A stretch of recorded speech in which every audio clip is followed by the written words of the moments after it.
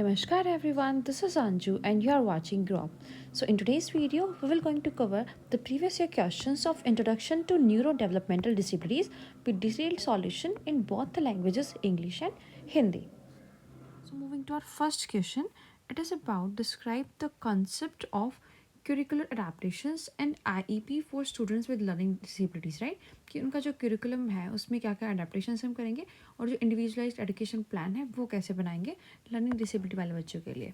So curricular adaptation involves modifying or adjusting the curriculum to accommodate the unique needs of student with learning disabilities, right. कि curriculum को हम कैसे modify या adjust कर सकते हैं कि भाई जिस बच्चे की यूनिक नीड्स हैं यहाँ पर लर्निंग की उसको हम यहाँ पर पूरा कर सकें. So the goal is to provide an inclusive and accessible educational experience that allows these students to participate actively in the learning process, right? ताकि ये जो स्टूडेंट्स हैं लर्निंग डिसेबिलिटी वाले ये भी अपनी लर्निंग प्रोसेस में एक्टिवली पार्टिसिपेट यहाँ पर कर सके.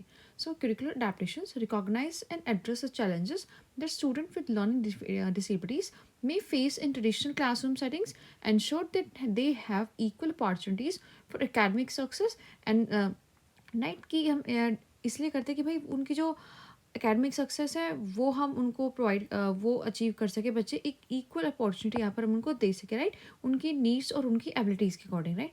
तो इसमें हम क्या कर सकते हैं, कोई असाइनमेंट जो है उनको मॉडिफाई कर सकते हैं लाइक एडजस्टिंग द कॉम्प्लेक्सिटी और लेंथ ऑफ असाइनमेंट, राइट. कि वो कॉम्प्लेक्स है तो उसको हम ब्रेक डाउन कर सकते हैं स्मॉल यूनिट्स में, या जो लेंथ है उसको हम छोटा कर सकते हैं to better align with the students abilities, right. उस स्टूडेंट्स की एबिलिटीज़ के according. So this may involve breaking down task into smaller and more manageable steps.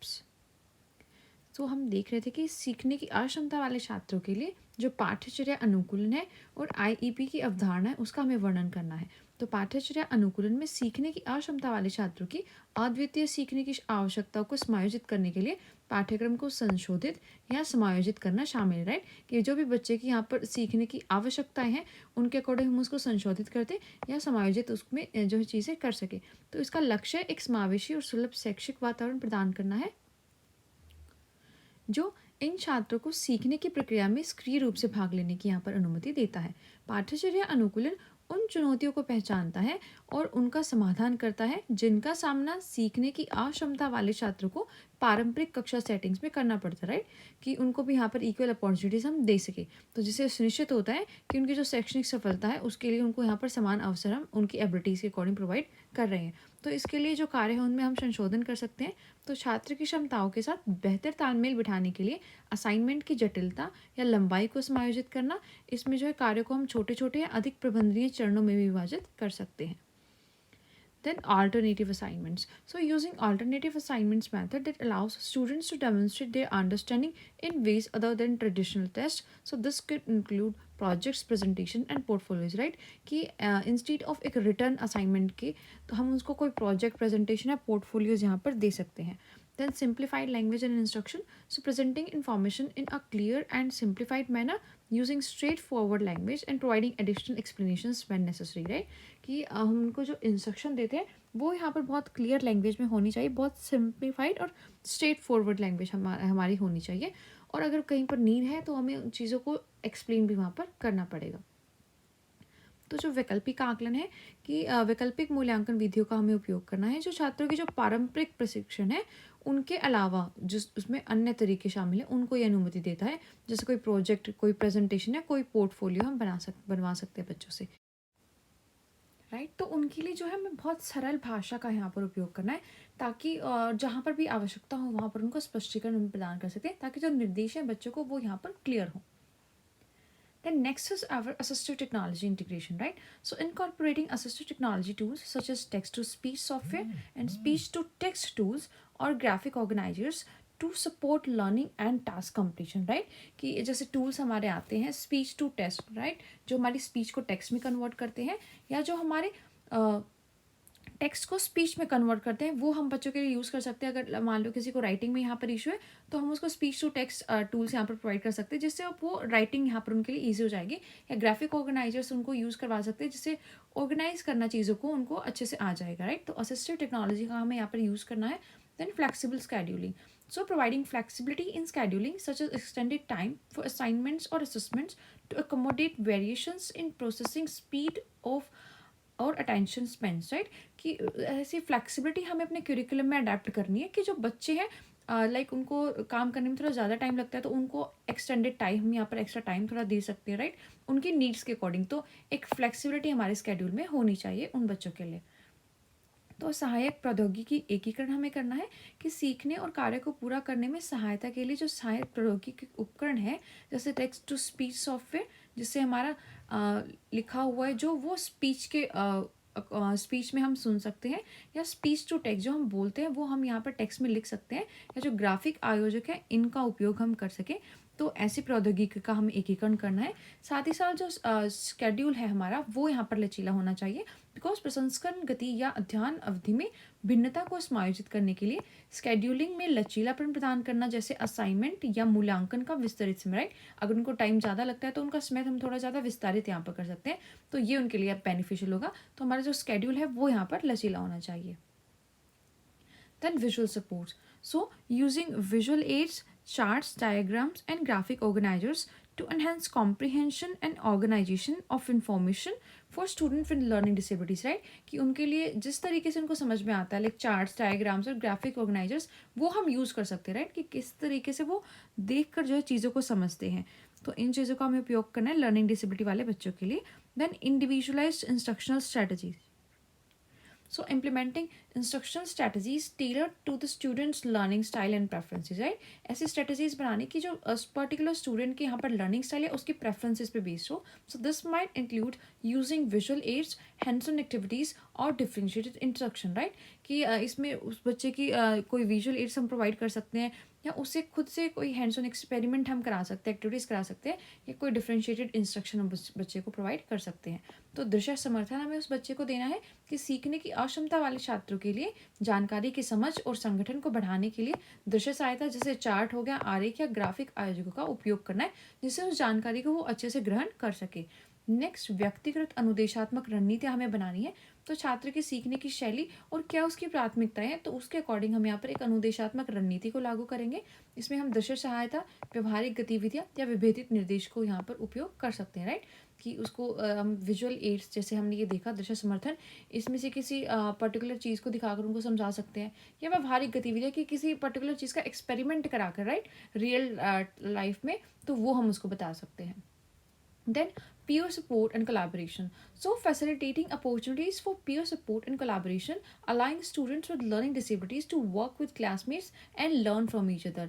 तो जो उनके साथी हैं उनके साथ उनका अगर सपोर्ट मिले, उनके साथ उनका कोलैबोरेशन हो, तो इससे भी जो है उनको एक दूसरे से सीखने में यहाँ पर मदद मिलती है, तो वो हमें प्रोवाइड करना चाहिए। Then modified grading criteria. So adjusting grading criteria to focus on essential learning objectives and to account for the students' individual progress and effort, right? कि भाई उस बच्चे के लिए जो हम एक मॉडिफाइड ग्रेडिंग क्राइटेरिया यहाँ पर इस्टेब्लिश कर सकते हैं, राइट?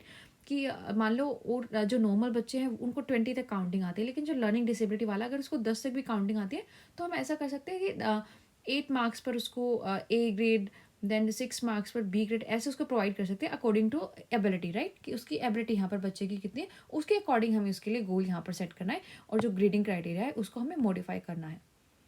तो सहकर्मी समर्थन और सहयोग हमें उस बच्चे को प्रोवाइड कराना है। साथियों के समर्थन और सहयोग के अवसरों को सुविधाजनक बनाना, सीखने की अक्षमता वाले छात्रों को और सहपाठियों को एक साथ काम करने और एक दूसरे से सीखने की यहाँ पर अनुमति देना है। साथ ही साथ संशोधित ग्रेडिंग मानदंड, राइट? कि सीखने की आवश्यकता, उद्देश्यों पर ध्यान केंद्रित करने और छात्र की जो व्यक्तिगत प्रगति है उसकी और प्रयास को ध्यान देने के लिए हमें ग्रेडिंग मानदंड को समायोजित करना है, ठीक है? कि उस पर्टिकुलर बच्चे के लिए हमें एक एम सेट करना है। जैसे और बच्चे अगर 20 तक काउंटिंग सीखते हैं, तो उसके एबिलिटीज़ के अकॉर्डिंग वो अगर 10 तक काउंटिंग सीख रहा है, तो उसमें अगर उसके 8 या 8 से ज़्यादा मार्क्स है तो हम उसको ए ग्रेड प्रोवाइड करेंगे, राइट? जैसे हम 20 तक काउंटिंग जो सीखते हैं, अगर उनको 18 या 16 से ज़्यादा आ जाती है तो हम इनको ए ग्रेड देंगे।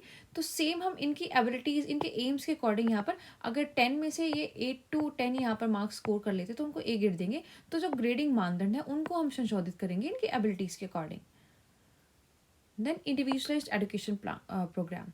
So an individualized education program is a legally mandated and personalized document developed for students with learning disabilities for eligible for special education services, and the individualized education plan outlines the students' learning strengths and challenges and provides a roadmap for addressing their specific educational needs, right?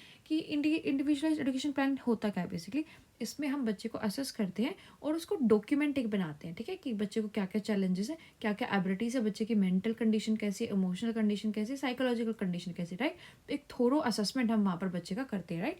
एक document बनाते हैं जो ऐसे बच्चों का जिनको यहाँ पर स्पेशल एजुकेशन एक्टिव सर्विसेज की जो है नीड्स है।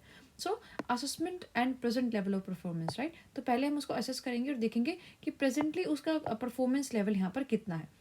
Summary of students current academic and functional abilities, right, कि अभी जो बच्चा अकेडमिक्स में कैसा परफॉर्म कर रहा है और उसकी फंक्शनल एबिलिटीज़ क्या है, including strengths and areas of need, right, क्या क्या उसके स्ट्रेंथ के एरिया है और कहाँ कहाँ पर उसको जो है ज़्यादा किसी की हेल्प की नीड है, based on assessment and evaluation, right. तो ये हम असेसमेंट के अकॉर्डिंग वहाँ पर फाइंड आउट करेंगे।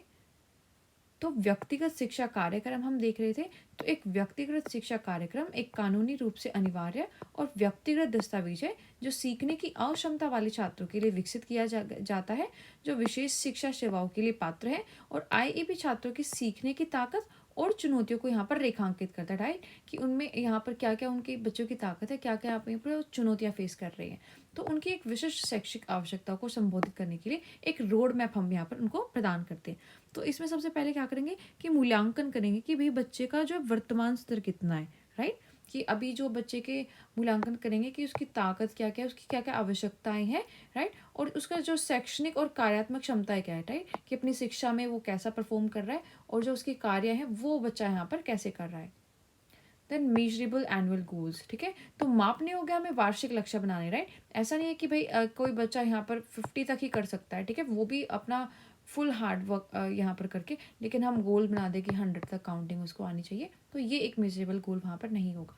सो clear and measurable goals that are specific to students needs and designed to address the identified challenges, right, कि हमने कोई चैलेंज आइडेंटिफाई किया कि मैथ्स में अगर बच्चे को इशू है तो हम इसको काउंटिंग सिखानी है, राइट। तो गोल हमारा ऐसा होना चाहिए जो उसकी नीड्स को यहाँ पर पूरा करे, राइट। तो ऐसा नहीं है कि भाई मैथ्स में उसको कोई इशू आ रहा है तो हम बोलेंगे कि नहीं आपको तो अल्फ़ाबेट्स हम यहाँ पर सिखाएंगे, understood. So goals are developed according across academic functional and behavioral domains. तो जो उनके एकेडमिक है, फंक्शनल है या बिहेवियरल डोमेन्स है, उनके अकॉर्डिंग यहाँ पर हम एक गोल इस्टेब्लिश करेंगे। तो स्पष्ट और मापने योग्य लक्ष्य जो कि छात्र की आवश्यकताओं के लिए विशिष्ट है और पहचानी गई चुनौतियों का समाधान करने के लिए डिजाइन किए गए हैं। तो ऐसे लक्ष्य शैक्षणिक, कार्यात्मक और व्यवहारिक क्षेत्रों को हमें यहाँ पर जो है उनके अकॉर्डिंग उसके लक्ष्य जो है विकसित करने हैं। Then special education and related services. So a description of the special education services and related support services the support student will receive to meet their goal, ठीक है, जो उसको यहाँ पर एजुकेशन की या कोई सपोर्ट सर्विसेज चाहिए तो वो हम उसको प्रोवाइड करेंगे ताकि वो अपने गोल्स को यहाँ पर कंप्लीट कर सके, उनको अचीव कर सके। So this may include specialized instruction, speech therapy, occupation therapy and other support services, right. तो इसके लिए बच्चे को कोई थेरेपी की नीड हो सकती है या उसको स्पेशलाइज्ड इंस्ट्रक्शन की यहाँ पर नीड हो सकती है कि कैसे वो अपने गोल को यहाँ पर अचीव कर सकता है। Then accommodations and modifications. So specific accommodations and modifications to the curriculum or instructional methods that will be provided to support the students' learning. So these adaptations aim to level the playing field and promote equitable access to education, right? कि जो उनकी curriculum में उसमें हम कैसे accommodation या modification कर सकते हैं ताकि उस बच्चे की जो एबिलिटीज़ है उसको हम सपोर्ट करें, उसकी नीड्स को यहाँ पर हम कैटर कर सकें।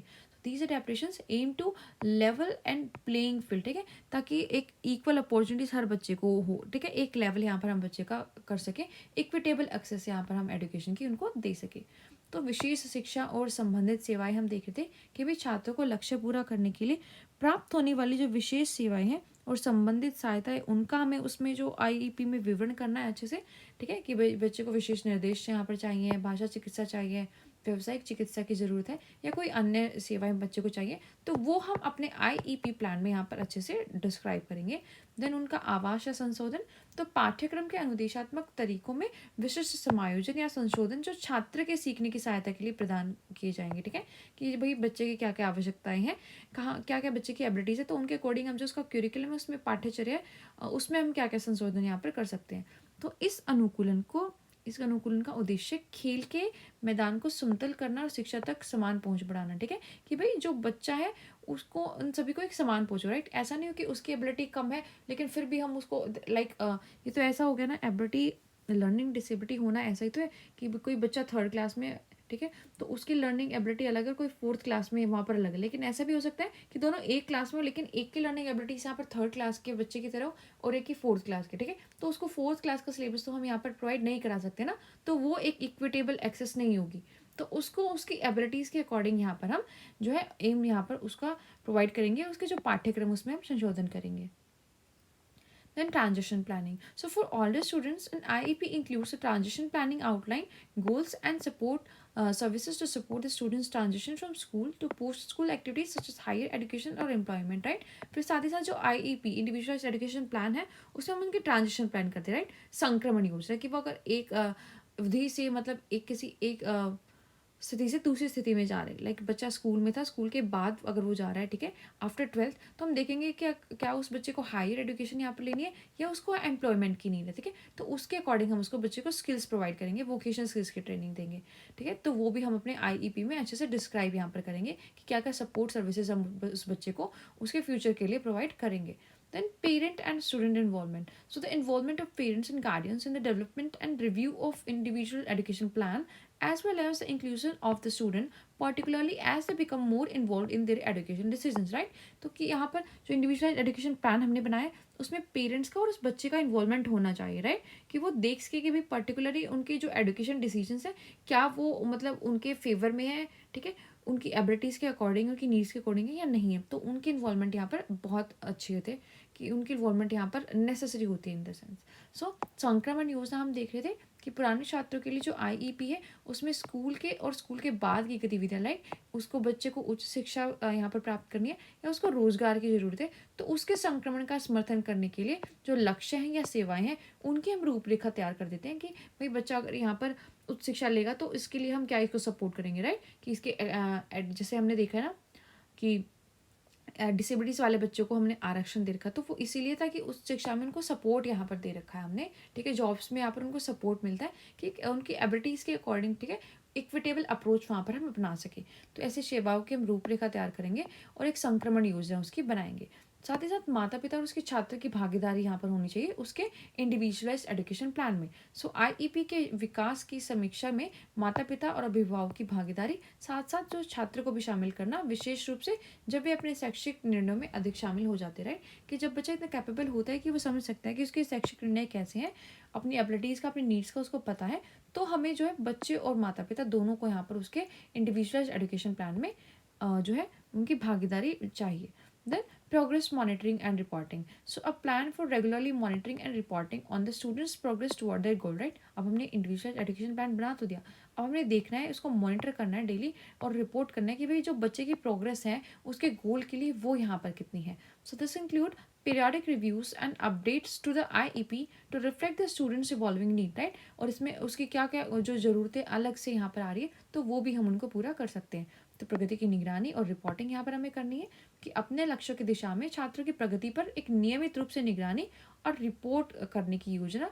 इसमें छात्र की बढ़ती ज़रूरतों को प्रतिबिंबित करने के लिए IEP की समय समय पर समीक्षा और अपडेट यहाँ पर शामिल है। So our next question is what is assessment? And write about NOMS reference test with appropriate example. तो assessment क्या होता है?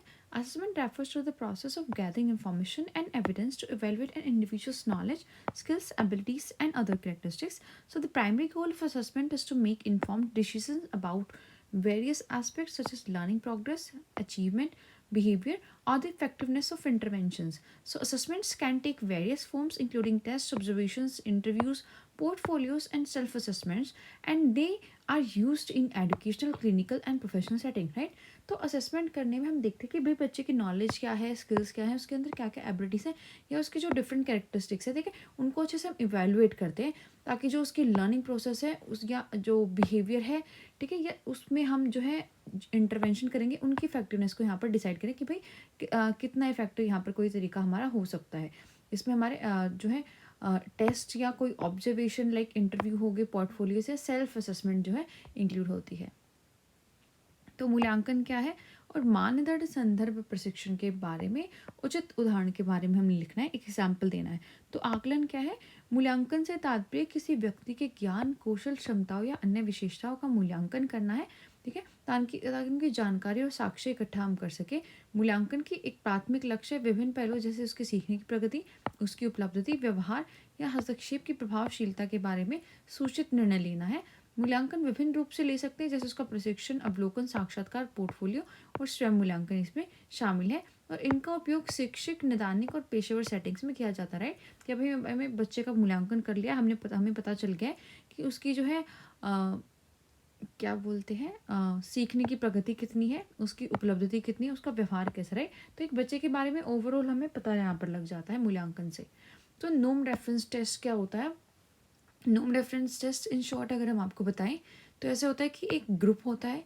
मान लो अब बच्चा 6 ईयर्स का है, ठीक है, तो 6 ईयर्स वाले एक बहुत लार्ज पॉपुलेशन पे एक कोई टेस्ट कंडक्ट होता है, ठीक है, उनका एवरेज यहाँ पर निकाला जाता है और एक 6 ईयर्स का बच्चा यहाँ पर होता है, राइट। तो इनके बीच में क्या है, कंपैरिजन करते हैं नॉर्म रेफरेंस टेस्ट में, राइट, कि कोई भी बच्चा अगर आएगा 6 ईयर्स का तो उसको इस ग्रुप से जो है उसके असेसमेंट से हम जो है कंपैरिजन करेंगे।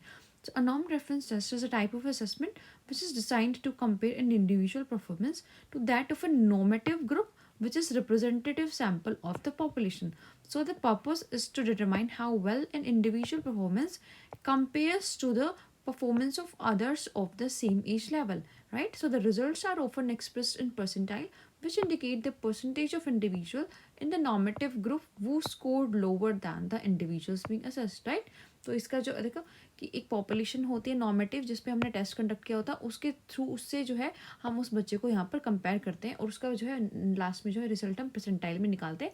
वहाँ पर देखते हैं कि भाई जो नॉर्मेटिव ग्रुप से उसने ज़्यादा स्कोर किया है या कम स्कोर किया है। तो सामान्य संदर्भित प्रशिक्षण हम देख रहे थे। मानक संदर्भित प्रशिक्षण एक प्रकार का मूल्यांकन है जिसे किसी व्यक्ति के प्रदर्शन की तुलना मानक समूह से करने के लिए डिजाइन किया गया है, जो जनसंख्या का एक प्रतिनिधित्व नमूना है। इसका उद्देश्य यह निर्धारित करना है कि किसी व्यक्ति का प्रदर्शन उसकी आयु या ग्रेड स्तर के अन्य लोगों के प्रदर्शन की तुलना में कितना अच्छा है, ठीक है। कि अगर 5 साल के बच्चे तो उनका एक बहुत लार्ज ग्रुप लिया जाता है, उसको असेस किया जाता है, ठीक है। और अगर 5 साल का कोई और बच्चा आता है तो हम देखते हैं कि भाई इनका कंपैरिजन करते हैं, राइट, कि क्या इसके अंदर इतनी एबिलिटीज या नहीं है। और परसेंटाइल, ठीक है, प्रतिशत में उसके यहाँ पर आंसर दिए जाते हैं जो मानक समूह में उन व्यक्तियों के प्रतिशत को दर्शाते हैं जिन्होंने मूल्यांकन किए जा रहे व्यक्ति से कम अंक यहाँ पर प्राप्त किए, राइट। कि अगर मूल्यांकन करे जाने वाले व्यक्ति ने यहाँ पर जो है 25 अंक प्राप्त किए तो इस नॉर्मेटिव ग्रुप में 25 से कम जिसने मार्क्स यहाँ पर जो प्राप्त किए हैं, मान लो अगर वो 5% है तो इसका हम आंसर देंगे यहाँ पर 5%, राइट। कि कंपैरिजन के बाद हमारा आंसर है 5%। तो की करेक्टरिस्टिक्स क्या होती है हमारी नॉर्म रेफरेंस टेस्ट की, जो सामान्य संदर्भित प्रशिक्षण है, तो स्टैंडर्डाइजेशन यहाँ पर होता है। तो these are administered and scored in a standardized manner. The standardization ensure consistency across test administrations allowing for fair and accurate comparisons, right। तो ये क्या होता है, माननीकृत होता है और एक तरीके से प्रशासित स्कोर यहाँ पर लिया जाता है। ये माननीकरण प्रशिक्षण प्रशासनों में एक रूपता सुनिश्चित करता है जिससे निष्पक्ष और सटीक तुलना की हमें अनुमति मिलती है। देन जो नॉर्मेटिव ग्रुप होता है, right. So the normative group is a diverse and representative sample of individuals who are demographically similar to the targeted population for whom the test is intended, right। कि ये समूह ऐसा होता है जो विविध और प्रतिनिधित्व का नमूना करता है, जो जनसांख्यिकी रूप से जो लक्षित आबादी है उसके समान है जिनके लिए प्रशिक्षण का इरादा है, ठीक है। कि अगर हमें 6 साल तक के बच्चों का प्रशिक्षण करना है तो हम 6 साल के बच्चों को ही इस नॉर्मेटिव ग्रुप में यहाँ पर इंक्लूड करेंगे। So the size and characteristics of normative group are critical for establishing a meaningful basis for the comparison, right. क्योंकि कंपैरिजन हमें उनके बीच में करनी है, तो इसलिए नॉर्मेटिव ग्रुप है वो इस्टेब्लिश करना हमें एक मीनिंगफुल तरीके से आना चाहिए, राइट। तो तुलना के लिए सार्थक आधार पर साबित करने के लिए मानक समूह का आकार और विशेषता यहाँ पर महत्वपूर्ण है। Next is our percentile ranks, जो प्रतिशत रैंक है। So results from norm references are often expressed in percentile ranks. So percentile ranks indicate the percentage of individuals in the normative group who scored lower than the individuals being assessed. So, for example, the percentile rank of 75 means that the individual scored higher than 75% of the normative group, right? कि ये normative group है और ये हमारा normal group है। अगर हमने इसको 75% यहाँ पर मार्क्स दिए हैं तो इसका मतलब है कि इस टोटल जो पॉपुलेशन थी उसमें 75% लोगों से ये ज़्यादा अच्छा यहाँ पर परफॉर्म कर रहा है, राइट। हम देख रहे हैं कि भाई इससे कम मार्क्स यहाँ पर कितने, अगर इस पॉपुलेशन में 75 से कम मार्क्स कितने, तो अगर वो 75% मान लो 90 से कम मार्क्स यहाँ पर 75% लोगों के हैं, तो वो हमारा आंसर हो जाएगा। इससे हमें पता चल जाएगा कि भाई टोटल पॉपुलेशन में जो है 75% जो है वो इससे बच्चे से जो है उनका लेवल जो है कम है। अंडरस्टूड। तो फॉर एग्जाम्पल दो हमने देखा कि भाई 75 means the individual score higher than 75 of the population of normative group. तो मानक संदर्भित प्रशिक्षणों के परिणाम अक्सर प्रतिशत रैंक में व्यक्त किए जाते हैं। एक प्रतिशत रैंक मानक समूह के उन व्यक्तियों के प्रतिशत को इंगित करता है जिन्होंने मूल्यांकन किए जा रहे व्यक्ति से यहाँ पर कम अंक जो है प्राप्त किए, उससे कम अंक प्राप्त किए हैं। तो उदाहरण के लिए 75 की प्रतिशत रैंक का मतलब है, अगर 75% रैंक हमने बच्चे को दिए कि भाई जो मानक समूह है ना, यहाँ पर 75 से अधिक अंक उसने इसमें प्राप्त किए हैं, इसमें जो है 75% जो बच्चे हैं उसने इस बच्चे से जो है कम मार्क्स यहाँ पर प्राप्त किए हैं। देन कंपैरिजन टू पीयर्स, जो साथी से तुलना करते हैं। So the primary focus of non reference test is on comparing and individual performance to that of their peers, right, क्योंकि पीयर साथी तो होते हैं, उनसे कंपेयर यहाँ पर करते हैं। So this comparison helps identifying the relative strengths and weaknesses of the individuals in relation to a larger group, right. तो एक लार्ज ग्रुप के कंपेरिजन में हम देखते हैं कि बच्चे की स्ट्रेंथ या वीकनेसेस यहाँ पर क्या है। तो मानक संदर्भित प्रशिक्षण का प्राथमिक फोकस किसी व्यक्ति के प्रदर्शन की और उसके साथियों के प्रदर्शन की तुलना करना है। यह तुलना बड़े समूह के संबंध में किसी व्यक्ति की सापेक्ष स्थितियों को और कमजोरी की पहचान करने में मदद करती है। Next is our objective scoring, जो उद्देश्य स्कोरिंग है। सो नोम reference test typically have objective scoring criteria. So the objectivity ensures that the scoring process is consistent and minimises bias in the evaluation responses, right. तो जो मानक संदर्भित प्रशिक्षण है वो आमतौर पर वस्तुनिष्ठ स्कोरिंग मानदंड होते हैं। ये निष्पक्षता सुनिश्चित करते हैं कि स्कोरिंग जो प्रक्रिया सुसंगत है और प्रतिक्रियाओं के मूल्यांकन का ये पूर्वाग्रह है उसको भी कम करती है। देन टेस्ट का कंटेंट क्या होता है। So the test content is designed to cover a broad range of skills और knowledge within the domain being assessed, right, कि जिस डोमेन को हम यहाँ पर असेस कर रहे हैं, कि उसकी एजुकेशन को यहाँ पर असेस कर रहे हैं या उसके इमोशनल या साइकोलॉजिकल वेलबींग, किस डोमेन को हम असेस कर रहे हैं, तो उसके अकॉर्डिंग एक कंटेंट यहाँ पर होता है। So diversity allows the test to capture a representative sample of the abilities present in the population, right. तो उससे जो है कि जो कितने विविधता यहाँ पर जो पॉपुलेशन उसमें मौजूद है उसका जो एक एग्जाम्पल है, उसका एक क्या बोल सकते हैं, एक सैम्पल हमें यहाँ पर मिल जाता है। तो प्रशिक्षण सामग्री क्या है। प्रशिक्षण सामग्री को मूल्यांकन की जा रही क्षेत्र के भीतर क्या कौशल है, क्या ज्ञान है, उसकी विस्तृत श्रृंखला को कवर करने के लिए डिजाइन किया जाता है।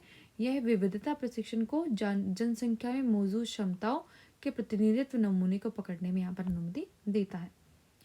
Next is reliability and validity, right, विश्वसनीयता और मान्यता इसकी होती है। सो नोम reference test undergoes rigorous process to establish reliability and validity, measuring what they are intended to measure, right. So these properties are essential for test effectiveness, ठीक है, कि रिलायबिलिटी और जो कंसिस्टेंसी है, एक्यूरेसी है इनके रिजल्ट्स में, यही किसी टेस्ट के इफेक्टिवनेस में जो है मेन रोल प्ले करते हैं। तो मानक संदर्भित प्रशिक्षण विश्वसनीयता और वैधता स्थापित करने के लिए कठोर प्रक्रियाओं से गुजरता है और यही गुण किसी परीक्षा की प्रभावशीलता के लिए आवश्यक है। Next, use in decision making. So, NOM reference tests are often used to inform decisions related to education placement, program eligibility, and diagnosis. So, they provide valuable information about an individual's performance related to standard, right? तो जो निर्णय लेने में हम इसका उपयोग करते हैं, मानक संदर्भित प्रशिक्षणों का उपयोग अक्सर शैक्षिक प्लेसमेंट, कार्यक्षमता, पात्रता और निदान से संबंधित निर्णयों को सूचित करने के लिए किया जाता है। वे किसी मानक के सापेक्ष किसी व्यक्ति के प्रदर्शन के बारे में एक बहुमूल्य जानकारी हमें प्रदान करते हैं। देन हमें एक एग्जाम्पल देना था नोम रेफरेंस टेस्ट का।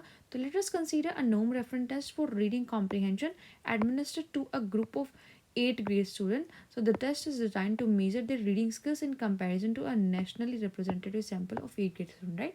कि एक सैम्पल लिया है, ये नेशनली रिप्रेजेंटेड सैम्पल है हमारा, ठीक है, 8th grade के स्टूडेंट्स का, और एक 8th grade का स्टूडेंट हमारा है जिसकी हमें यहाँ पर नोम रेफरेंस टेस्ट करना है, ठीक है। तो उनको कंपैरिजन करेंगे उनके रीडिंग स्किल्स के लिए यहाँ पर, right. So the test includes a variety of reading passages, ठीक है, तो इसमें variety of reading passages include करेंगे, कॉम्प्रिहेंशन क्वेश्चन होंगे and each student reads the passage and answer the question, ठीक है। और यहाँ पर हर स्टूडेंट को जो है, यहाँ पर क्या है, हर स्टूडेंट को जो पैसेज रीड्स करने हैं और जो क्वेश्चन है उनके यहाँ पर आंसर उसको देने हैं। अंडरस्टूड।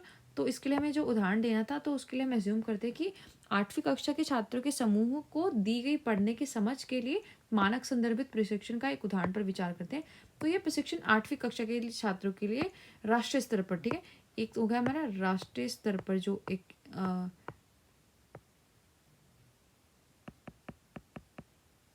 ठीक है कि राष्ट्रीय स्तर पर है एक नमूना हमारा 8th क्लास का, और एक नमूना कि भाई जिसको हमें 8th क्लास का यहाँ टेस्ट देना है, कोई सैम्पल, राइट। तो उनकी तुलना हमें करनी। तो पहला कि प्रशिक्षण का प्रशासन कैसा है वो मैंने देखना। तो इसमें देखना है कि भाई रीडिंग स्किल्स के लिए कर रहे हैं ना हम, कि उनकी रीडिंग यहाँ पर कैसी है। तो उनको रीडिंग कराएंगे, उनके जो क्वेश्चन है उनके आंसर यहाँ पर प्रत्येक बच्चे को उसके प्रश्नों का उत्तर देना है, राइट। तो स्कोरिंग इसमें करेंगे। मान लो उन्होंने रीडिंग कर लिया, राइटिंग कर लिया, ठीक है, आंसर्स दे दिए, तो उसके लिए स्कोरिंग कैसे करेंगे। So after completing the test the individual students raw score, ठीक है, the number of correct answer is converted into a percentile based rank on the performance of the normative group, right. कि जो normative group यहाँ पर था उसके performance में जो बच्चे की परफॉर्मेंस यहाँ पर देखेंगे कि इसने 7 क्वेश्चन करेक्ट किए हैं या 8 क्वेश्चन करेक्ट किए, ठीक है। तो हम यहाँ पर नॉर्मेटिव ग्रुप्स में देखेंगे कि भाई 8 क्वेश्चन है, उससे वो यहाँ पर कितने बच्चों ने किए, ठीक है। तो अगर हमने माना कि भाई 8 क्वेश्चन यहाँ पर बच्चे के ठीक हैं, तो हम देखेंगे कि 8 से कम मार्क्स वहाँ पर कितने परसेंट बच्चों के। तो अगर वहाँ पर 70% बच्चों के 8 से कम मार्क्स है, तो इस बच्चे को जो मार्क्स देंगे वो हम देंगे 70%, राइट। कि जो 70% थी नॉर्मेटिव ग्रुप, उससे ये अबव काम कर रहा है, तो 70% इसका आंसर हो जाएगा, राइट। तो परीक्षण पूरा करने के बाद व्यक्तिगत छात्र का जो मूल स्कोर है, ठीक है, कि उसके सही उत्तर की संख्या क्या है, तो उसको उसके मानक समूह के उसमें हम प्रदर्शित करेंगे और उससे एक रैंक में हम यहाँ पर बदलेंगे। Then interpretation. So if a student receive a percentile rank of 75, it means they performed better than 75% of the student, right? कि 75% अगर मिले तो भाई 75% लोगों से बेटर गया है। 70% जैसे लास्ट में मिले तो उसका यही मतलब था ना कि जो 70% लोग थे उनसे ज़्यादा उसने अच्छा परफॉर्म किया है। So this indicates that the students reading comprehension skills are above average compare to their peers, right. तो अगर उसके 75 यहाँ पर आए तो 75 हम उसको कंसिडर कर लेंगे। इससे हमें पता लग जाएगा कि भाई उसकी जो रीडिंग स्किल्स है यहाँ पर वो अबव एवरेज है। तो यदि किसी छात्र को 75% रैंक प्राप्त होती है, तो इसका मतलब ये है कि उन्होंने मानक समूह के 75% छात्रों से बेहतर प्रदर्शन किया है, और यह इंगित करता है कि छात्र की पढ़ने की समझ का कौशल अपने साथियों की तुलना में उनके औसत से ऊपर है। Then comparison to grade level, उसकी ग्रेड स्तर से यहाँ पर तुलना करते हैं। So the test results might also provide information on how the student's performance aligns with the grade level expectations. For example, the test report might indicate that the student's reading comprehension skills are an 8th grade level, right? कि हम ये देखेंगे भी इसका reading skill किस grade level की है। तो प्रशिक्षण के परिणाम से हम यह भी जानकारी प्रदान कर सकते हैं भी कि भाई छात्र का जो प्रदर्शन है ग्रेड स्तर की अपेक्षाओं के साथ कैसा मेल खाता है, राइट। कि जैसा 8th ग्रेड में हम उस बच्चे से एक्सपेक्ट कर रहे थे, क्या वो उतना ही है या उससे ज़्यादा या कम है, राइट। तो उदाहरण के लिए परीक्षण रिपोर्ट यह संकेत दे सकती है कि छात्र की पढ़ने की समझ की कौशल 8वीं कक्षा के स्तर पर है। Then our next question is, what are the purposes of assessment you will find in your case of assessment of individualized education plan, ठीक है, कि individualized education plan के लिए जो assessment है उसकी क्या नीड है। So assessment for an individualized education program serves multiple purposes, all aimed at understanding the unique needs, strengths and challenges of a student with diverse learning requirement, right। तो इसका मतलब ही यही होता है कि बच्चे की जो यूनिक नीड्स हैं, उनके स्ट्रेंथ्स है या चैलेंजेस है, वो हम यहाँ पर समझ सके। So the assessment process within the context of an IEP is integral to create a personalized and effective education plan, right। तो एक इंडिविजुअल एजुकेशन प्लान के लिए भी यहाँ पर हमें असेसमेंट करनी पड़ती है। तो उसके लिए क्या करते हैं, आइडेंटिफिकेशन यहाँ पर करेंगे हम लर्निंग नीड्स की। So assessments help identifying the specific learning needs and challenges of the student, right. कि उसकी नीड्स यहाँ पर क्या है स्पेसिफिकली लर्निंग की, और क्या क्या चैलेंजेस वो बच्चा फेस कर रहा है। This includes understanding the academic abilities, cognitive functioning and any barriers to learning they may face, right. इसमें उनकी दिमागी क्षमता क्या है, उनकी एकेडमिक एबिलिटीज़ क्या है, तो इन सब को हम एनालिसिस यहाँ पर करते हैं। तो आईईपी के मूल्यांकन के मामले में आप मूल्यांकन का क्या उद्देश्य पाते हैं। तो व्यक्तिगत शिक्षा कार्यक्रम के मूल्यांकन कई उद्देश्यों को पूरा करता है, जिसका उद्देश्य उस बच्चे की विविध शिक्षण आवश्यकताओं वाले छात्र की अद्वितीय आवश्यकताओं की शक्तियाँ और चुनौतियों को यहाँ पर समझना है कि क्या क्या उसकी शक्तियाँ, कहाँ पर उसको चुनौतियाँ यहाँ पर फील हो रही है। तो आईईपी के संदर्भ में मूल्यांकन प्रक्रिया एक व्यक्तिगत और प्रभावी शैक्षिक योजना बनाने का अभिन्न अंग है। इसमें सीखने की योजना की हम पहचान आवश्यकता है उनकी पहचान करते हैं। तो मूल्यांकन छात्र के विशिष्ट सीखने की ज़रूरतें और उसकी चुनौतियों को पहचान करने में मदद करता है। इससे उसकी शैक्षणिक क्षमताएं, संज्ञानात्मक कार्यप्रणाली और सीखने में आने वाले किसी बाधा को हम समझ सकते हैं, उसको ठीक यहाँ पर कर सकते हैं। देन एस्टैब्लिशिंग बेसलाइन एबिलिटीज़, जो आधारभूत क्षमता है वो साबित करते हैं। So assessments establish a baseline for the students current abilities and skill. ठीक है, कि भाई करंट बच्चे का लेवल क्या है, एक बेसलाइन हमें मिल जाती है असेसमेंट्स के through. So this baseline provides a starting point for setting measurable goals, right. तो इस पॉइंट के अकॉर्डिंग हम यहाँ पर मेजरेबल गोल्स रखेंगे, राइट। तो आधारभूत क्षमताएं हम स्थापित कर देते हैं। मूल्यांकन छात्र की वर्तमान क्षमताओं और कौशलों की आधार रेखा यहाँ पर स्थानांतरित करता है। यह आधार रेखा आईईपी के भीतर मापने योग्य लक्ष्य निर्धारित करती है और एक प्रारंभिक बिंदु में प्रदान करती है। Then development of measurable goals, तो इसके अकॉर्डिंग हम जो मेजरेबल गोल्स है उनके डेवलपमेंट करेंगे। Assessment data informs development of specific measurable achievable relevant and time bound goals with in the IP, right. कि इसके अकॉर्डिंग जो बच्चा कितनी एबिलिटीज है उसके अकॉर्डिंग हम उसके गोल रखेंगे। So the goals are tailor to the individuals needs of student, right. और वो गोल भी ऐसे होंगे जो उनकी किसी ज़रूरत को यहाँ पर पूरा करेंगे। So next is determining eligibility for special education services, right. कि इसको कोई स्पेशल एजुकेशन की सर्विस दी, उसके लिए एलिजिबिलिटी हम उसकी असेसमेंट के थ्रू डिटरमाइन करेंगे। So assessments play a crucial role in determining whether a student qualifies for special education services or not. So the results help establish whether a student meets the criteria of having a disability and if so the nature and extent of disability, right। कि बच्चे के अंदर disability है और है तो किस extent तक है और उस डिसेबिलिटी का नेचर क्या है। तो वो सारी चीज़ें हम देखेंगे कि उसको यहाँ पर स्पेशल एजुकेशन सर्विसेज जो है किस लेवल के हमें प्रोवाइड करानी है। तो मापने योग्य लक्ष्यों का विकास हमें करना है। तो मूल्यांकन डेटा आईईपी के भीतर विशिष्ट मापने योग्य, प्राप्त करने योग्य, प्रासंगिक और समयबद्ध लक्ष्यों के विकास की जानकारी देता है। ये लक्ष्य छात्रों की व्यक्तिगत आवश्यकता के अनुरूप बनाए गए हैं। देन विशेष शिक्षा सेवाओं के लिए पात्रता का निर्धारण। तो मूल्यांकन यह निर्धारित करने में महत्वपूर्ण भूमिका निभाता है कि कोई छात्र विशेष शिक्षा सेवाओं के लिए योग्य है या नहीं है।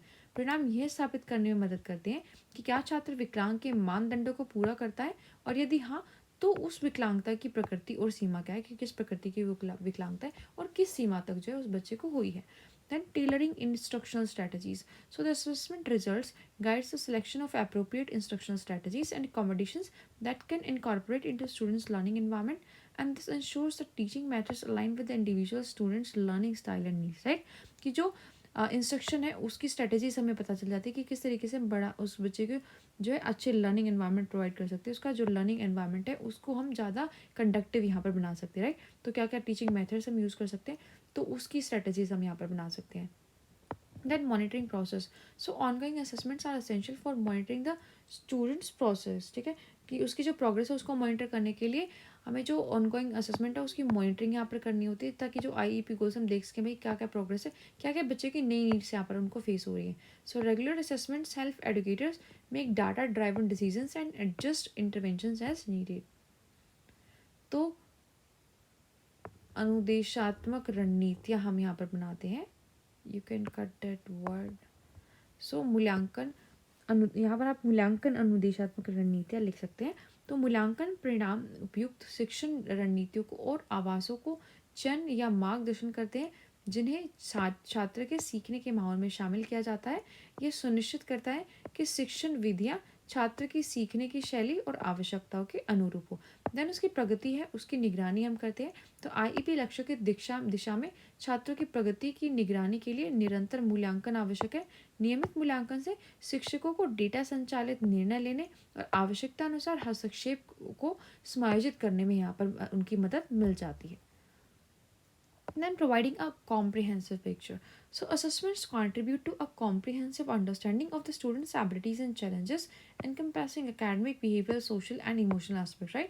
कि वहाँ पर एक comprehensive picture में मिल जाती है कि बच्चे की different abilities क्या है, उसकी behavioral ability क्या है, social abilities क्या है, emotional aspects क्या है, ठीक है, और कहाँ पर उसके जो है challenge face हो रहा है। So this holistic perspective informs the development of well-rounded IEP, right। इससे एक well-rounded individualized education plan हम बच्चे के लिए डेवलप कर सकते हैं, राइट। कि उसकी कोई इमोशनल नीड्स है तो उनको कैसे फुलफिल करते हैं, कोई यहाँ पर एकेडमिक नीड्स है तो उनको हम कैसे फुलफिल कर सकते हैं, क्या स्ट्रेटजीज उसके लिए बना सकते हैं।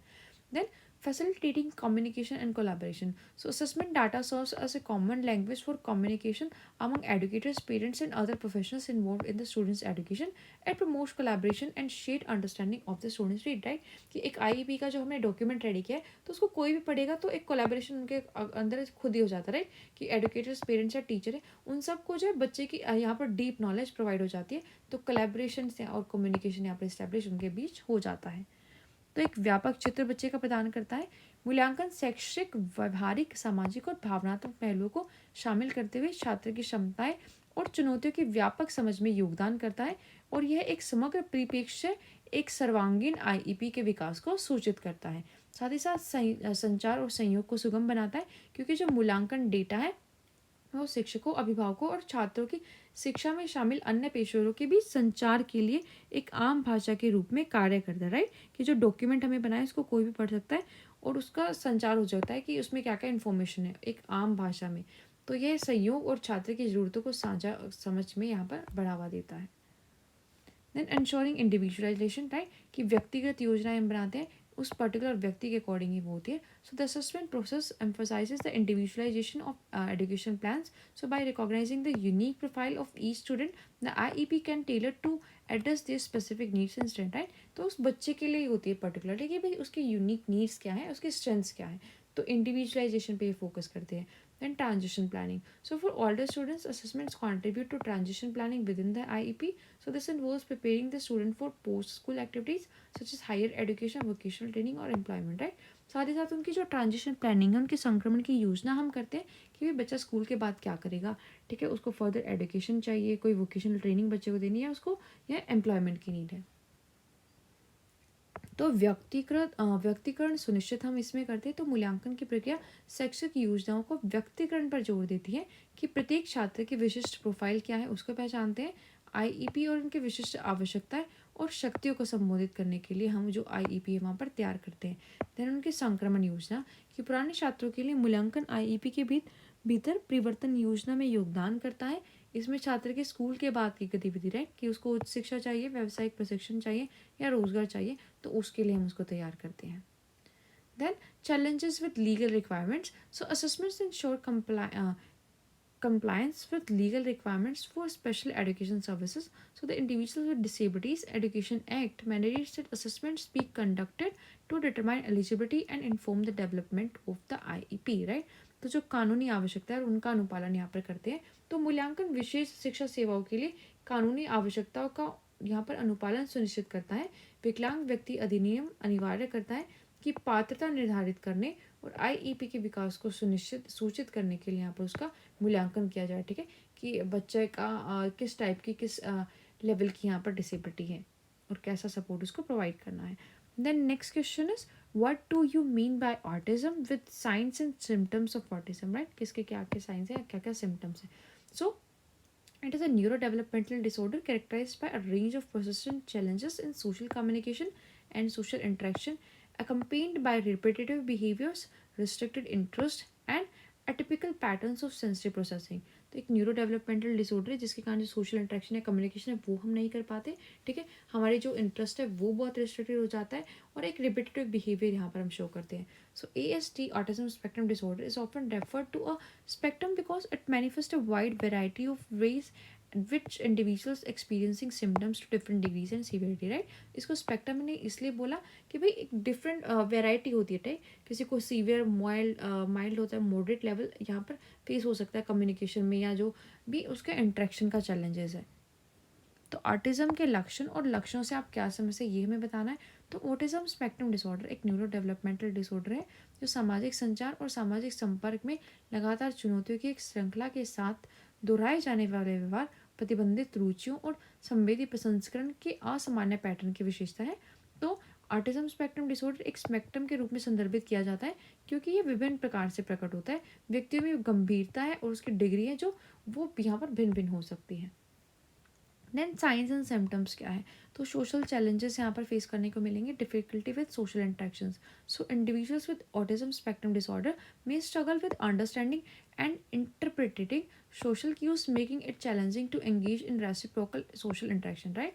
तो ASD वाले व्यक्तियों को सामाजिक संकेतों को समझने और उनकी व्याख्या करने में कठिनाई हो सकती है, जिससे पारस्परिक सामाजिक संपर्क में जो है शामिल होना उनके लिए बहुत चैलेंजिंग हो जाता है। Limited eye contact. So many individuals with autism spectrum disorder में अवॉइड और have difficulty maintaining eye contact during conversation, right? तो जो नेत्र संपर्क है वो बनाने में उनको यहाँ पर कठिनाई हो सकती है।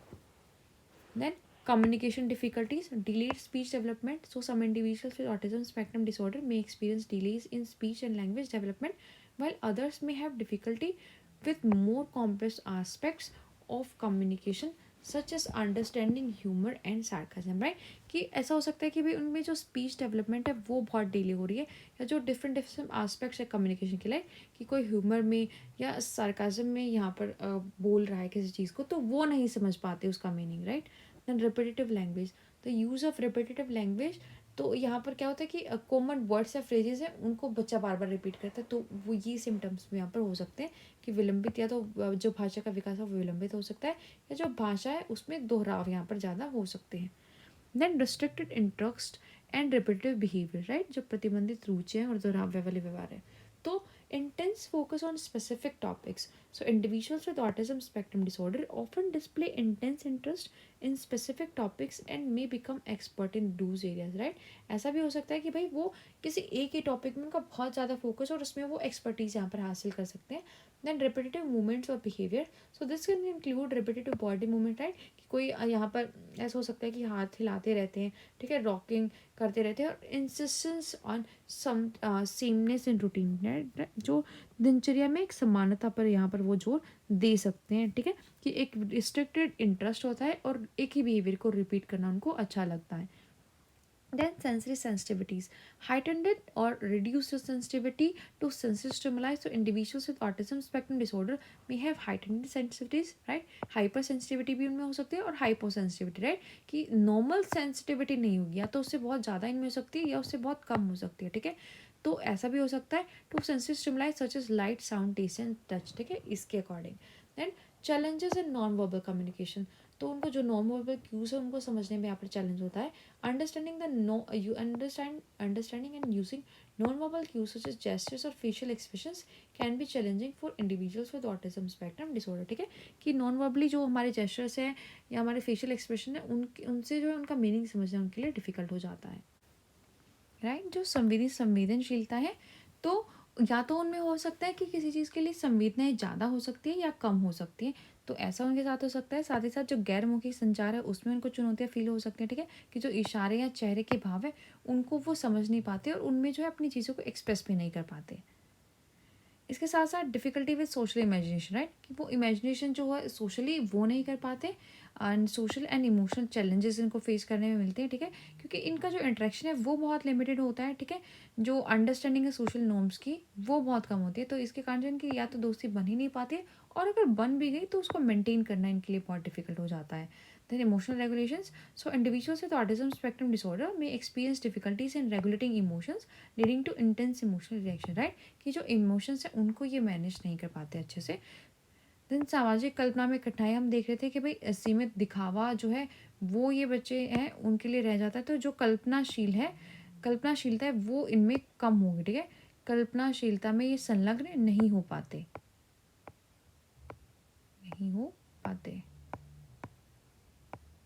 जो समाज की कल्पना है वो ये नहीं कर पाते। साथ ही साथ सामाजिक और भावनात्मक चुनौतियाँ इनको फील होती है। रिश्ते बनाने और बनाए रखने में इनको कठिनाई होती है, क्योंकि ये जो है बातें नहीं करते, इनका जो संचार है वो बहुत चुनौतीपूर्ण होता है, ठीक है, तो इसके कारण जो है दोस्ती स्थापित करने और उसको बनाए रखने में इनको काफ़ी चैलेंजेस यहाँ पर फेस करने को मिलते हैं। साथ ही साथ जो भावनात्मक विनियमन है, तो ऑटिज्म स्पेक्ट्रम डिसऑर्डर वाले व्यक्तियों को भावनाओं को विनियमित करने में कठिनाइयों का अनुभव हो सकता है, जिससे तीव्र भावनात्मक प्रतिक्रिया यहाँ पर उनकी हो सकती है।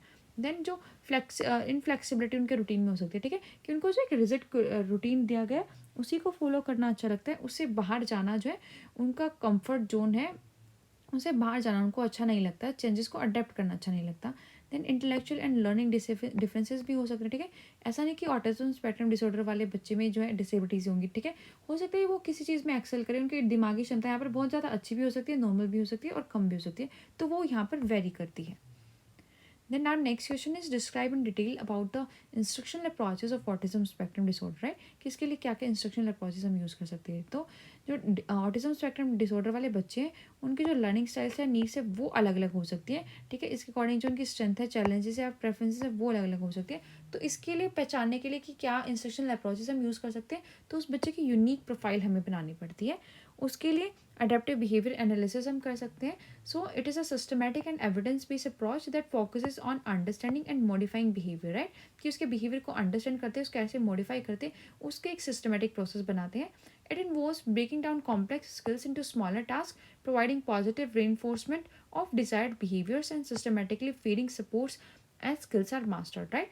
तो इसमें हम जो कॉम्प्लेक्स स्किल्स हैं उनको छोटे छोटे टास्क में यहाँ पर जो है ब्रेक डाउन करते हैं, और तब जो है बच्चे के स्किल्स में यहाँ पर उसको जो है मास्टरी उसको दिलाते हैं, छोटे छोटे स्किल्स डेवलप करके एक बड़ा स्किल उसके अंदर डेवलप हम कर देते हैं। तो ऑटिज्म स्पेक्ट्रम विकार के निर्देशात्मक दृष्टिकोण के बारे में हमें विस्तार करना था। तो जैसे कि हमने देखा कि बच्चे की सीखने की शैलियाँ यहाँ ज़रूरतें यहाँ पर डिफरेंट डिफरेंट हो सकती है, तो उनका जो दृष्टिकोण है, शक्तियाँ हैं या चुनौतियाँ हैं, उनकी प्राथमिकताएं भी जो है बच्चे की अलग अलग हो सकती है। तो इसके लिए जो एक बच्चे की विशिष्ट प्रोफाइल हमें बनानी पड़ेगी, उसके लिए अनुप्रयुक्त व्यवहार विश्लेषण हम कर सकते हैं। तो इसमें जो है व्यवस्थित और साक्ष्य आधारित दृष्टिकोण है, जो व्यवहार को समझने और संशोधित करने पर केंद्रित है। इसमें जटिल कौशल को छोटे छोटे कार्यों में तोड़ना, वंचित व्यवहारों के लिए एक सकारात्मक सुदृढ़ीकरण प्रदान करना और कौशल में महारत हासिल करने के साथ साथ व्यवस्थित रूप से समर्थन को कम करना, ठीक है। व्यवस्थित रूप से उसको समर्थन करना कि भी छोटे छोटे कौशल के कारण एक बड़ा उसके अंदर कौशल हम इसके अंदर डेवलप कर देते हैं। Then implementation. Then ABA is often implemented in structured and one-to-one sessions, and it can be applied across various settings including home, school and community, right? जो ABA है उसको भाई एक 1-to-1 सेशंस उसके होते हैं, ठीक है। कि एक आदमी उसको अच्छे से डिस्क्राइब करता है, समझाता है 1-to-1, ठीक है। कि जो बच्चे में हम डेवलप कराना चाह रहे हैं वो भी हमारे सामने होता है, तो इसको हम घर पे, स्कूल में या किसी कम्युनिटी में डेवलप कर सकते हैं। Then next is our structured training, structured teaching, right. So इसका overview, it is an instruction approach that emphasizes the use of visual support, structured environments and clear routine to enhance learning and independence, right? कि इसमें structure तरीके से जो environment है और routine है उसको ये इंक्लूड करते हैं, बच्चे के इंडिपेंडेंस को इंक्लूड करते हैं। It was developed by the treatment and education of autistic and related communication handicap children, ठीक है। तो इनके लिए इन्होंने इसको डेवलप किया था। इसकी इम्प्लीमेंटेशन क्या होगी, इसमें हम विजुअल स्केड्यूल्स यूज़ करते हैं, टास्क ऑर्गेनाइजेशन बताते हैं बच्चों को, and structured work stations are key components of take.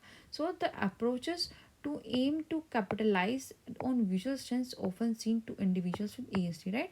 कि उनको कैसे हम कोई विजुअल स्केड्यूल्स या उसके टास्क को ऑर्गेनाइज करके जो उनके एम्स हैं, उनके विजुअल स्ट्रेंथ्स है, उनको यूज़ करके उनमें कोई स्किल्स कैसे यहाँ पर इम्प्लीमेंट कर सकते हैं। तो संरचित शिक्षण यहाँ पर करा सकते हैं। तो यह एक निर्देशात्मक दृष्टिकोण है जो सीखने की स्वतंत्रता को बढ़ाने के लिए दृश्य समर्थन, संरचित वातावरण और स्पष्ट दिनचर्या के उपयोग पर जोर देता है, जो कि ऑटिस्टिक और संबंधित संचार विकलांग बच्चों के उपचार और शिक्षा कार्यक्रम द्वारा विकसित किया गया है, राइट। इनका कार्यान्वयन जो है विजुअल स्केड्यूल, कार्य संगठन और संचरित वर्क स्टेशन के प्रमुख घटक है। इस दृष्टिकोण का उद्देश्य ASD वाले व्यक्तियों में अक्सर देखी जाने वाली दृश्य शक्तियों का लाभ उठाना, ठीक है। कि वो यहाँ पर जो चीज़ें देख सकते हैं, दृश्य शक्ति है, उसका लाभ हम कैसे उठा सकते हैं, विजुअल एड्स का यहाँ पर हम कैसे यूज़ कर सकते हैं। Next is our social stories. So stories are short personalized narrative designed to provide individuals with autism spectrum disorder information about social situations, routines and expectation, right? किनको छोटी छोटी स्टोरीज हम बनाते हैं कि भाई सोशल आपको इंटरेक्शन कैसे करना है, सोशल रूटीन्स क्या होते हैं, क्या वो आपसे एक्सपेक्ट करते हैं, और क्या क्या सोसाइटल यहाँ पे सिचुएशंस आपके लिए हो सकती हैं। So these stories help individuals understand and navigate social interaction, right. तो इससे जो है सोशल इंटरेक्शंस को बच्चे को समझने में, उसको नेविगेट करने में हेल्प मिल जाती है। इसके इम्प्लीमेंटेशन कैसे करते हैं, social stories can be created for various situations such as transition, social cues और changes in routine. So they often return with focus on clear descriptive language and may include visual, right. तो ये descriptive language में ज़्यादा focus होता है, साथ ही साथ visuals इनमें लिखे हो सकते हैं कि कैसे जो उनके ट्रांजिशन है या जो सोशल क्यूज है या जो उनका रूटीन है उसमें चेंजेस करके हम जो है बच्चे के अंदर की क्रिएटिविटी को यहाँ पर निकाल सकते हैं। तो सामाजिक कहानियों के माध्यम से हमने देखा कि सामाजिक कहानियाँ छोटी व्यक्तिगत कथाएं हैं जो व्यक्तियों को सामाजिक स्थिति और दिनचर्या या अपेक्षाओं के बारे में ऑटिज्म स्पेक्ट्रम डिसऑर्डर वाले बच्चों को यहाँ पर जो है एएसडी के अंदर जो है जानकारी प्रदान करते हैं, उसके लिए डिज़ाइन की गई ये कहानियाँ व्यक्तियों को सामाजिक अंतक्रिया और को समझने और उनको नेविगेट करने में उनकी मदद करती हैं।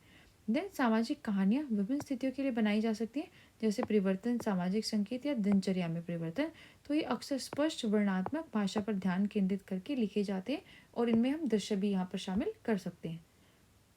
Then visual supports. So visual supports including visual schedules, charts and cues are widely used to enhance communication, comprehension and predictability of individuals with ASD. So visual support can help individuals understand and follow instruction and routine, right? कि visually उनको चीज़ें दिखा सकते, कोई schedule हो गया, chart हो गया या जो social cues भी हो गए, ताकि उनका जो visual support है यहाँ पर वो बच्चों को provide करा सके. These schedules outline the sequence of activities, right? कि कैसे पिक्चर्स और सिंबल्स को यूज़ करके क्या क्या हम उससे एक्सपेक्ट कर रहे हैं बच्चों को, ये यहाँ पर क्लियरली शो कर सकते हैं. तो दृश्य समर्थन हम उनको दे सकते हैं. तो एएसडी वाले व्यक्तियों के लिए संचार समझ और पूर्वानुमान को बढ़ाने के लिए विजुअल स्केड्यूल, चार्ट और संकेतों सहित विजुअल समर्थन का व्यापक रूप में उपयोग किया जाता है. दृश्य समर्थन व्यक्तियों को निर्देश और दिनचर्या को समझने और उनका पालन करने में भी यहाँ पर उनकी हेल्प करता है. देन कार्यान्वयन इसका कैसे करते हैं? तो दृश्य कार्यक्रम गतिविधियों के अनुक्रम को रेखांकित करते हैं. दृश्य संकेत संचार को समर्थन करते हैं. लाइक उदाहरण के लिए किसी चित्र में प्रतीकों का उपयोग हम कर सकते हैं. और दृश्य चार्ट अपेक्षाओं और नियमों को यहाँ पर स्पष्ट करते हैं कि क्या क्या उनसे अपेक्षाएं की जा रही है और क्या क्या उनके लिए यहाँ पर नियम है. Then task analysis. So task analysis involves breaking down complex skills task into smaller, right? कि एक बड़े टास्क को यहाँ पर छोटे छोटे मैनेजेबल स्टेप्स में कन्वर्ट करते हैं. This approach supports individuals with ASD in learning new skills by providing clear sequential instruction, right? तो इससे उनको नया स्किल सीखने में इंस्ट्रक्शन मिल जाती है, उसको वो क्लियरली यहाँ पर सीख पाते हैं. ठीक है, कि छोटे छोटे टास्क अगर वो करेंगे उसके बाद में एक बड़ा स्किल उनके अंदर खुद जो है खुद डेवलप हो जाएगा. So the task is broken into individual steps and each step is taught sequentially. Gradually individuals learn to independently complete the entire task. ठीक है, कि एक सीक्वेंस में उनको सिखाया जाता है टास्क, जिससे क्या है ग्रेजुअली धीरे धीरे जो स्टूडेंट्स हैं उसको खुद अपने आप से कंप्लीट जो है कर सकते हैं. तो कार्यान्वयन का विश्लेषण हमने बताया कि जो उसका अवलोकन है कि कार्य विश्लेषण में जटिल कौशल या छोटे छोटे कार्यों को जो छोटे छोटे प्रबंधनीय चरणों में विभाजित करते हैं और यह दृष्टिकोण स्पष्ट अनुक्रमिक निर्देश प्रदान करने के लिए कौशल सीखने में एएसडी वाले छात्रों की व्यक्तिगत जो योग्यता है उनका समर्थन यहाँ पर करता है. देन इसका कार्यान्वयन. तो कार्य को अलग अलग चरणों में विभाजित किया गया है और प्रत्येक चरण को क्रमिक रूप से सिखाया जाता है कि धीरे धीरे व्यक्ति पूरे कार्य को स्वतंत्र रूप से कैसे करना यहाँ पर सीख जाते हैं उनके छोटे छोटे चरणों के माध्यम से. Then peer mediated instruction and intervention, right? So PMII involves teaching peers without ASD how to support and interact with their classmates who have ASD, right? कि जो ASD वाले बच्चे हैं उनके साथ जो उनके दूसरे साथी जिनको ASD नहीं है उनको सिखाया जाता है कि वो उनके साथ कैसे बिहेव करेंगे. तो this approach promote social engagement and inclusion, right? तो इससे सोशल एंगेजमेंट और इंक्लूजन की भावना जो उनके अंदर डेवलप हो जाती है. Then implementation. So peers are taught strategies to facilitate social interaction, communication and play. ठीक है, कि कैसे वो सोशल इंटरेक्शन और कम्युनिकेशन को यहाँ पर उन बच्चों के साथ ला सकते हैं. This can enhance the social experience of individuals with autism spectrum disorder with in inclusive setting. ठीक है, इससे जो सोशल एक्सपीरियंस है बच्चों को उनकी जो क्लासरूम सेटिंग्स है उसके अंदर ही यहाँ पर हो जाता है उनका socialization. Then video modeling. So video modeling involves showing individuals with autism spectrum disorder a video demonstration of a specific behavior or skill which they can then imitate, right? कि ऐसा बिहेवियर दिखाया जाता है कि भाई उसको जो है बाद में इमिटेट कर सकते हो, उसकी नकल कर सकते हो कि आपको वो अडेप्ट करना है. So it can be particularly effective for teaching social and daily living skills. So videos can be created to demonstrate various skills such as greetings. ठीक है, ग्रीटिंग्स कैसे करनी है, सोशल इंटरेक्शन कैसे करनी है, सेल्फ हेल्प टास्क है, उसके लिए हम वीडियोस उनको दिखा सकते हैं. So individuals watch the videos and imitate the modelled behaviours. ठीक है, कि वो वीडियोस को देखिए उनका जो बिहेवियर है उसके यहाँ पर नकल करें. Then functional communication training. So FCD focus on teaching alternative functional communication skills to replace challenging behavior. ठीक है, कि उसके बिहेवियर में अगर बच्चे को कोई चैलेंजेस यहाँ पर आ रहे हैं तो कोई अल्टरनेट यहाँ पर हम कम्युनिकेशन मेथड, ठीक है, कम्युनिकेशन स्किल्स यूज़ कर सकते हैं it addresses communication needs and reduces frustration, right. इससे जो उसकी कम्युनिकेशन नीड है उसको हम एड्रेस कर सकते हैं, और जो फ्रस्ट्रेशन है उसको यहाँ पर बच्चे की कम कर सकते हैं। सो इम्प्लीमेंटेशन इसके क्या होंगी, identify the function of challenging behaviors and teach individuals alternative more appropriate ways to communicate their needs and desires, right. कि जो बच्चे के बिहेवियर्स है उसमें क्या क्या चैलेंजेस आ रहे हैं, उनको हम कैसे ठीक करेंगे, और कैसे ज़्यादा अप्रोप्रिएट वेज में उनकी जो नीड्स है डिज़ायर्स है कम्युनिकेशन की, उनको यहाँ पर हम पूरा कर सकेंगे। Next is our visual motor integration training. So, some individuals with autism spectrum disorder may benefit from interventions that enhance visual motor integration skills, like activities targeting coordination between visual perception and motor skills can support academic and daily living tasks, right? कि जिसमें हमारे जो motor skills हैं और साथ ही साथ जो हमारा कोऑर्डिनेशन विजुअल परसेप्शन का वो शामिल होता है, तो उससे उससे भी जो है हमारी ये इम्प्रूव हो जाता है कि जैसे राइटिंग है जिसमें हम विजुअली और मोटर टास्क भी हो रहा है, हमारा फाइन मोटर स्किल्स भी वहाँ पर हो रहा है, ठीक है। ऐसे जो छोटे छोटे टास्क हैं जिनमें कोऑर्डिनेशन चाहिए होता है तो वो हम इम्प्रूव कर सकते हैं। तो fine and gross motor activities that involve visual coordination such as drawing, tracking and puzzles can be incorporated into the instruction program, ठीक है। तो उनको भी हम अपने इंस्ट्रक्शन प्रोग्राम में यहाँ पर रख सकते हैं, ताकि जो बच्चे की जो डेवलपमेंट है उसको हम अच्छे से कर सके, उसका जो विजुअल मोटर स्किल्स है उनको यहाँ पर हम इम्प्रूव कर सकें। Then peer support programs, right? So programs that promote peer sensitive interactions, that relationships can contribute to the social inclusion of individuals with ASD. So peer support programs encourage understanding and acceptance among classmates, right? तो peer support अगर उनको provide करेंगे तो उनके अंदर understanding होगी, acceptance होगी, और वो सोशलाइजेशन बच्चों का हो पाएगा, उस चीज़ को वो अच्छे तरीके से सीख पाएंगे। तो स्ट्रक्चर्ड एक्टिविटीज़, कुछ कोलैबोरेटिव प्रोजेक्ट्स या जो इंटरेक्शन है उसको बिल्ड करने के लिए हम एक अच्छा एनवायरनमेंट, सोशल सपोर्टिव एनवायरनमेंट वहाँ पर क्रिएट कर सकते हैं।